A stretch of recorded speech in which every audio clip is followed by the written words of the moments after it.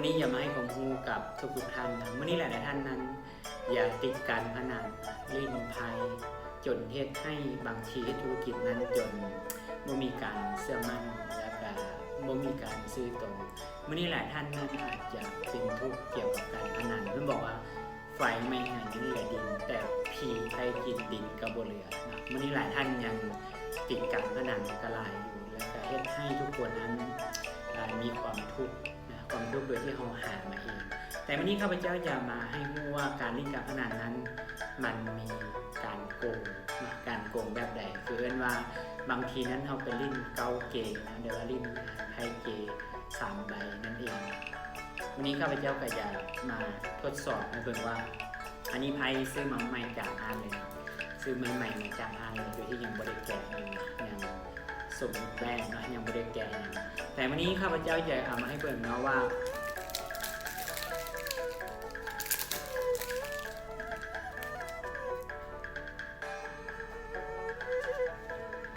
และวันนี้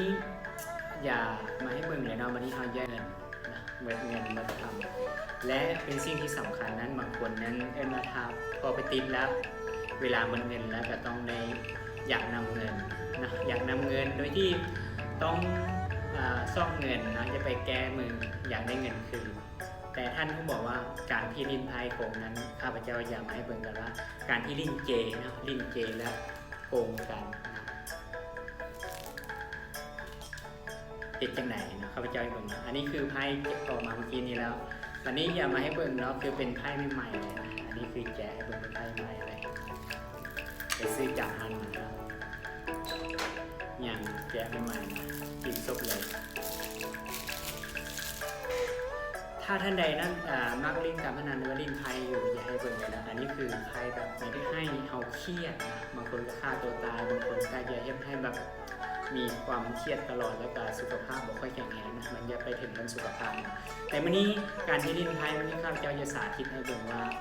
การที่เล่นไพ่นั้นบางทีเขาจะเล่นเจอกับนักเลงนะกับนักเลงที่เล่นไปเล่นโกงเขาสมมติว่ามีเงินนะบางคนนี่เสียเป็น50 ล้าน100 ล้านก็เสียมาแต่วันนี้ข้าพเจ้าจะสาธิตให้เบิ่งถ้าท่านเห็นแล้วบ่ต้องลิ้นอะไรนะการที่ลิ้นการพนันมันเป็นสิ่งที่บ่ดีถ้าเราเมื่อโตมาแล้วมันก็เราเป็นทุกข์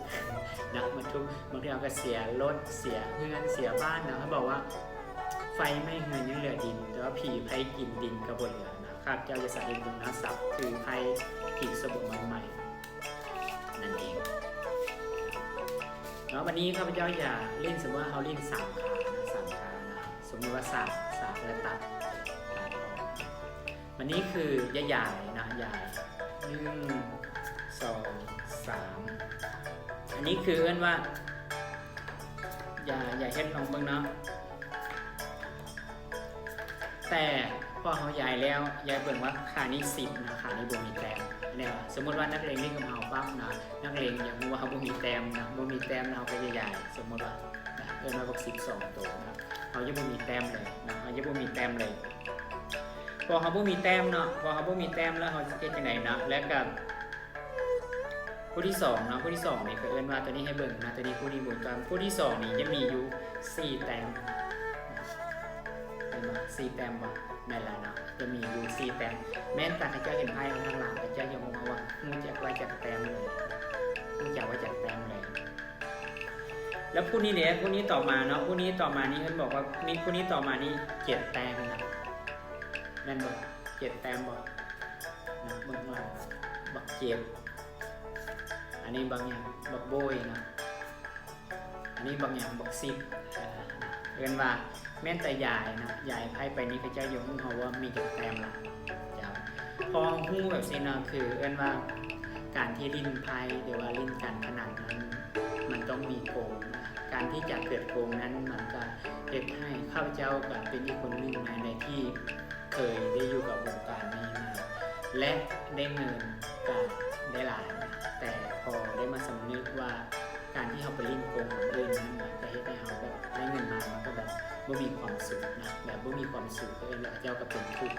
เป็นปัญหาแต่วันนี้ข้าพเจ้าก็อยากมาเผยเคล็ดลับนะในสิ่งที่ต่างถ้าท่านใดนะวันนี้ข้าพเจ้าคือเอาไพ่ออกมาใหม่ๆเลยแต่ว่ายังบ่ได้เปิดเผยในสิ่งที่เฮ็ดจังได๋จังคือว่าไพ่ สุ่มนี้ฮู้จักว่าจากแต้มเนาะเอาอีกลองมึงอีกรอบนึงเนาะจะได้ว่าบ่มั่นใจนะอีกรอบนึงใส่อีกรอบนึงวางสมมติว่าวางนะถ้ามีคนมาตัดนะสวัสดีเก้าเกคือเก้านะ3 ใบนะจะลิ้นอยู่3 ใบ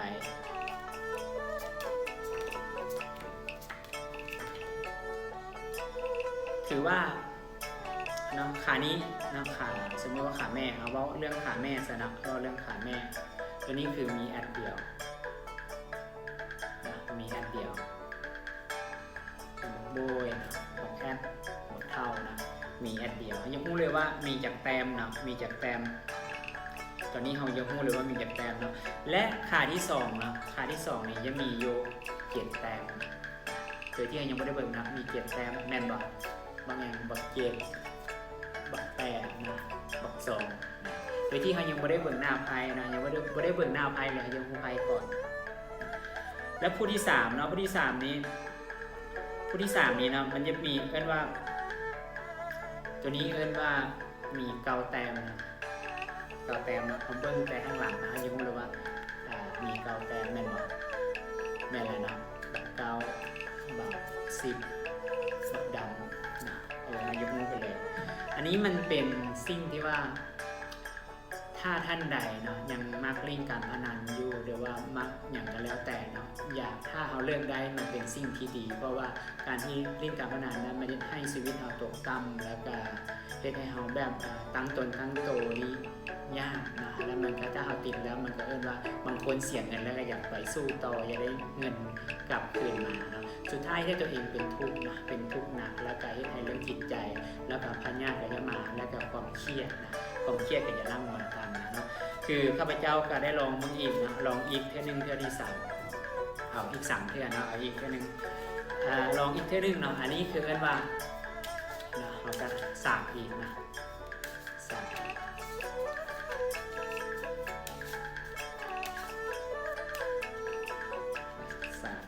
พอสร้างแล้วก็ตัดวางนี่คนตัดได้นะเอาขยายต่ออีก1 2นะ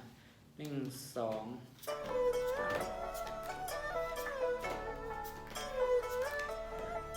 2และเราก็วางนะ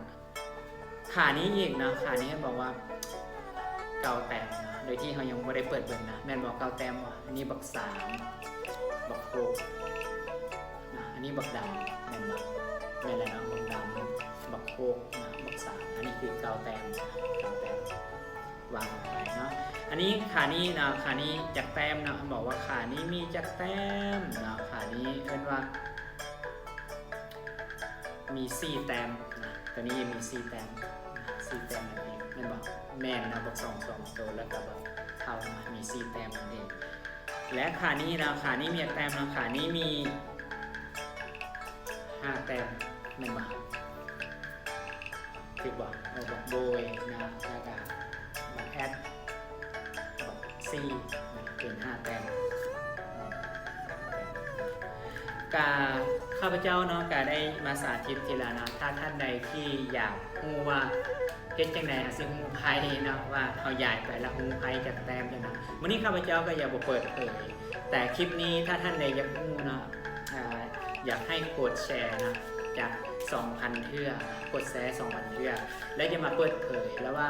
การที่เล่นการพนันนั้นมันมีโกงและอย่ามาเว้าเกี่ยวกับเรื่องแก่นขามนะแก่นขามหรือว่ากุ้งไข่นะลิ่นโกงนะทุกอย่างมันมีโกงหมดเลยนะอย่าเอิ้นว่าความสัตย์ซื่อยังไม่มีถ้าเมื่อนี้ท่านใดยังลิ่นอยู่นะท่านใดยังลิ่นหรือว่าแก่นขามเห็นอยู่ตามปูน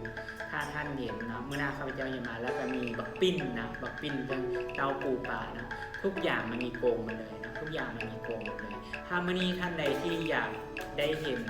คลิปที่ต่อไปจะเฉลยไพ่นี้นะเฉลยมาว่าเขาจะพูดได้ยังไงนะสมมติเขาซากเข้าไปแล้วเขาซากนะแล้วเขาจะตัดนะสมมติว่าตัดปั๊บออกมานะแล้วตัดออกมาปุ๊บอันนี้บักหนักนะอันนี้เขายังไม่ได้เบิ่งเลยนะอันนี้เดี๋ยว